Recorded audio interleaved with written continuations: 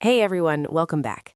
I want to tell you about the customer who screamed at me for 3 straight minutes over a missing sauce packet, and how close I came to doing something I could never take back. She called me an idiot, said I was worthless, all while I stood there in my uniform, trying not to cry in front of the entire restaurant. And when she finally drove away, I had her drink in my hand, unsupervised, for just a moment. This is about what happens when you're treated like you're less than human, and how one verse became the only thing standing between me and a decision that would have destroyed me. I've worked fast food for 2 years, started at 16 to help my mom with bills, still here at 18 because this is what's available. It's not the work that's hard, it's the people. Most customers are fine, but there's a certain type who sees someone in a fast food uniform and decides that gives them permission to be cruel. They talk down to you, snap their fingers, treat you like you're stupid. This is wrong. I said no pickles. Are you deaf? You people never get anything right. You people. Like we're not individuals, just interchangeable uniforms. I've been yelled at for things that weren't my fault. For the restaurant being busy, for prices I don't set. I've had drinks thrown at me, been called every name you can imagine. And you're supposed to just smile and take it. The customer is always right. Don't take it personally. But it is personal. When someone looks you in the eye and tells you you're worthless, that's personal. Over time, I felt myself getting harder, more bitter, more hateful. Why should I be nice to people who aren't nice to me? Then came the woman with the sauce packet. Rush hour, drive-through line wrapped around the building. I hand her the bag. She drives forward, then immediately pulls back around, blocking the line. You forgot my sauce!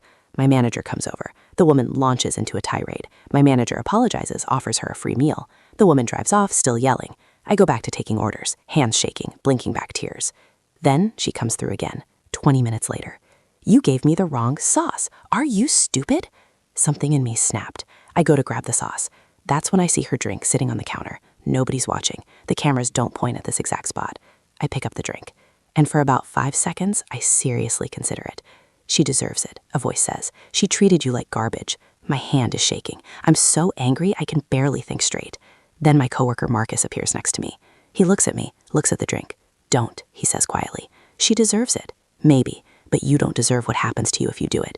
He takes the drink from my hand, sends me to the back. I sit there, shaking, crying, hating myself for even considering it. Marcus comes back. I almost did it, I say. I know. I've been there too. We all have. How do you keep being nice to people who treat you like dirt? He pulls out his phone, shows me a verse saved as his lock screen. Matthew 5:43-44. You have heard that it was said, love your neighbor and hate your enemy. But I tell you, love your enemies and pray for those who persecute you. Jesus said this about people who genuinely persecute you, and he said to love them, pray for them.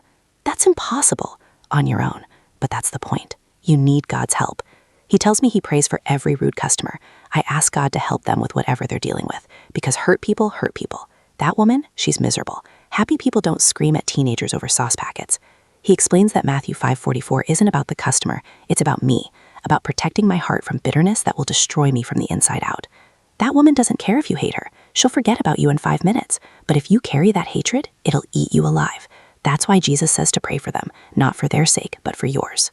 The next day, a guy yelled at me, called me lazy, said our whole generation was worthless. After he left, I tried what Marcus said. God, help that guy with whatever's making him so angry. It felt forced, fake, but I kept doing it. Every rude customer, I'd pray for them. God, I don't even like this person, but you love them. Help me see them the way you do. Slowly, really slowly, something changed. I started seeing them differently, not as enemies, but as broken people taking their pain out on whoever's convenient. If you work fast food or any job where people treat you like you're beneath them, I want you to know 2 things. First, Matthew 5:43-44 is true. Jesus commands you to love your enemies and pray for those who mistreat you, not because they deserve it, but because bitterness will destroy you. Second, how you respond to cruel people says more about you than it does about them. You can let them make you bitter, or you can choose to stay kind, stay human. Don't let them steal your dignity. Don't let them turn you into them.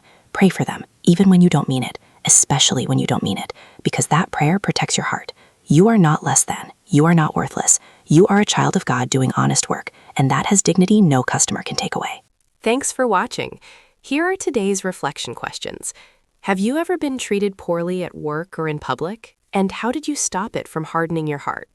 What's one person who mistreated you that you could pray for this week, even if you don't feel like it yet? Drop your thoughts about the story in the comments below. Your experience might encourage someone else facing the same choice. If this resonated with you, hit that like button, share this with someone who needs to hear it, and subscribe for more real stories about choosing grace when it costs you something.